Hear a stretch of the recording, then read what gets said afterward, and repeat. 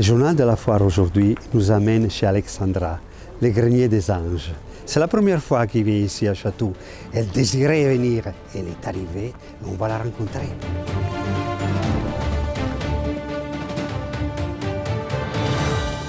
Je profite de te présenter aux téléspectateurs.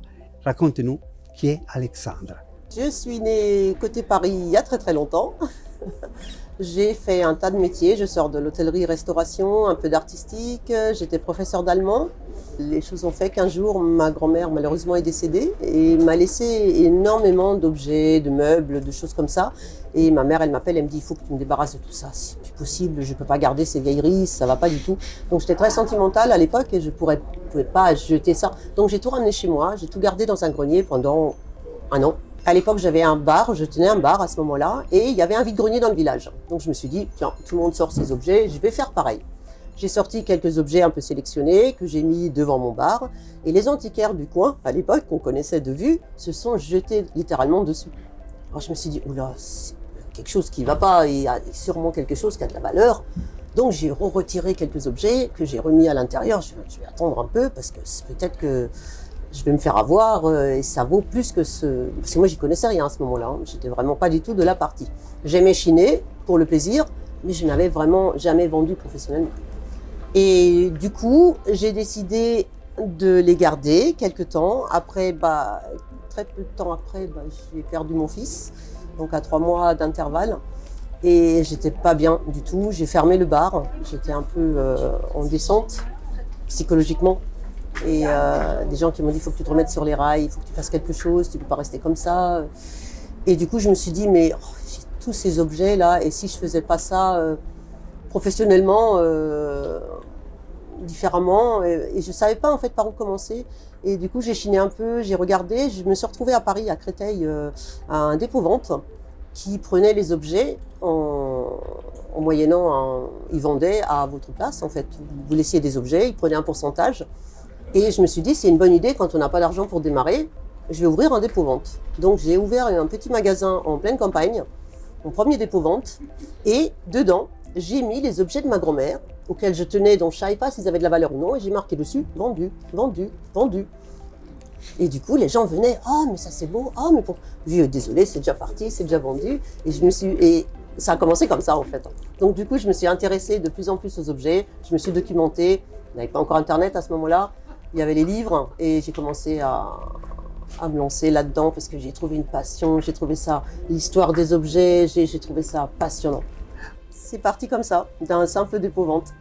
C'est vraiment une histoire, moi je suis ému, en même temps c'est un parcours.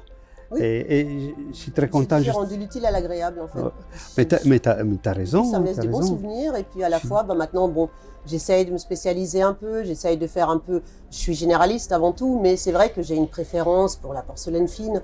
J'ai vécu longtemps en Allemagne, donc j'aime beaucoup les porcelaines allemandes, pas très courantes. J'ai habité longtemps côté Limoges, donc j'aime aussi la porcelaine, les manufactures de Limoges. Donc il y a beaucoup de choses que j'aime et j'adore tout ce qui est Napoléon III. J'ai craqué en fait sur cette période. Ce qui est intéressant pour nous ici à la foire des Châteaux, c'est de comprendre comment on arrive à la foire avec en plus maintenant, tu as un bagage et c'est une ambiance aussi que tu as su créer. Alors à Chatou, ça fait des années que j'en rêve, mais je ne me sentais pas à la hauteur. J'avais une petite brocante de campagne, je faisais beaucoup d'art populaire. Les objets de valeur, même si je les débarrassais dans les maisons, ne trouvaient pas preneur sur la campagne, et donc je les vendais plutôt sur Internet. Je travaillais beaucoup sur Internet.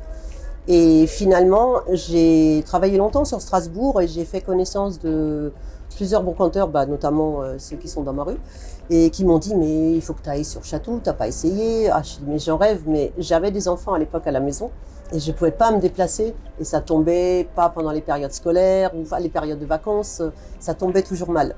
Donc je me suis dit, j'attends. Et puis j'avais pas la marchandise, je me sentais pas à la hauteur. Quand je vois les stands sur Chatou, c'est magnifique. Je suis tout petit, j'arrive. C'est avec mes petites 3-4 pièces qui sont, que j'ai chinées expressément pour Paris. Mais voilà, il fallait que je vienne voir d'abord pour voir, ça ira mieux les prochaines fois. Là, je ne savais pas du tout quoi ramener, quelle sélection faire, je ne connaissais pas. Donc là, j'ai réussi à venir parce que ma dernière fille a quitté le domicile et je suis enfin disponible pour pouvoir venir sur Chatou. Et on est très content de t'accueillir. On va se déplacer sur ton stand pour découvrir toutes tes merveilles. D'accord. Hein? Les greniers, les fameux greniers des anges. On y va? Comment tu trouves cette ambiance? Magnifique. Ah ouais? Tu te sens bien? Ah oui, je suis dans mon élément, je retourne chez moi puisque je suis originaire d'ici. Oui. Et ça me rappelle plein de souvenirs et non, c'est super. Ouais. Grande foire, beaucoup de marchands, beaucoup de clientèle, les gens sont très sympathiques. Est-ce qu'il y a quelque chose ici dont tu pourrais nous parler? Qu'est-ce que... Alors j'apporte beaucoup de particularités sur mes maïsets. Voilà, c'est les anges, ça fait partie à la base de collections privées que j'ai fini par relâcher à un moment donné. C'est comme je collectionne les anges moi-même. Je me suis dit, bon, à un moment donné, je ne peux pas les garder tous, c'est pas possible. Ouais. On n'a que des manufactures allemandes. C'est vrai que les anges ont été créés il y a très très longtemps à la base par les Prussiens. On les trouve en Prusse, parce que Meissen à l'origine est prusse. Et du coup, après, quand ça devient allemand, on les retrouve maintenant bien sûr sur Limoges, sur Sèvres, sur beaucoup de manufactures. Mais voilà, je suis très attachée à ça. Celui-là, il est en deux parties. Voilà, on voit bien le tampon de Meissen qui est là. Ah oui, c'est incroyable là, comme ils ont fini. Le travail est magnifique. Oh là donc, là. du côté allemand, les anges ont toujours un peu joufflu, ils sont toujours un peu. Ah oui, ils ont un peu les. Ah oui, c'est un peu aussi. Un peu, oui, c'est vrai. Mais même dans leur peinture. Hein, oui, dans leur oui, peinture. pareil. Et puis, est-ce qu'il y a d'autres pièces que tu voudrais nous montrer? Alors, je parlais de la collection des tisanières que j'ai trouvée en Alsace, qu'on m'a proposée. C'est le fils d'une collectionneuse qui me l'a proposé. Il y en avait une cinquantaine, avec pratiquement que de la porcelaine de Paris, quelques sarreguemines, un peu de Bordeaux. Et donc, elle m'a dû décéder et son fils me l'a proposé. Donc j'ai récupéré, alors il en reste une partie, hein, j'ai pas tout vendu. Et dans cette collection, il y avait également cette petite sirène qui est là-bas, qui est à l'origine une tisanière de la maison Jacob Petit. Voilà, qui a été remontée en lampe, puisqu'en fait il manque la tisanière. Donc ils l'ont. Donc ça a été modifié. Mais c'est pas du coup, ça reste un objet de décoration, de collection. Alors, elle est dans le catalogue de Jacob Petit, c'est le numéro 603. C'est comme ça que j'ai réussi à la retrouver. Et du coup, voilà, normalement, elle porte un petit dragon, un petit serpent plutôt, qui ferait office de tisanière. Ça, c'est le réchaud. Mais disons qu'ils ont su recycler une œuvre d'art. Voilà, tout à fait. Ouais. J'ai trouvé ça super joli. J'aime bien aussi les types de cuissons qu'ils ont dû faire pour arriver à avoir ce type de couleurs. Alors, elle a un peu passé, hein, parce que normalement, elle est beaucoup plus dorée, et elle est un peu plus habillée, on va dire. Donc, je pense que le temps a usé, toute la dorure est passée, malheureusement. Mais c'est ça qui lui donne aussi sa beauté. Ce sont vécus. Hein. T'as les saisons, t'as l'été, l'hiver, l'automne. Avec le pompier. Oui, voilà. On a vraiment de tout. Là, c'est un peu style oriental, celle-ci, mais elle est française. Elle a un air plutôt japonais, japonisant, mais elle est fabrication française.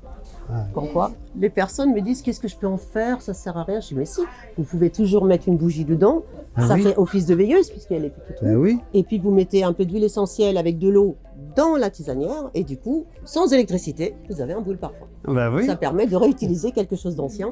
Mais nous, on vous demande de vous abonner, de liker sur notre chaîne, La Foire des Châteaux, que vous êtes de plus en plus nombreux à nous suivre.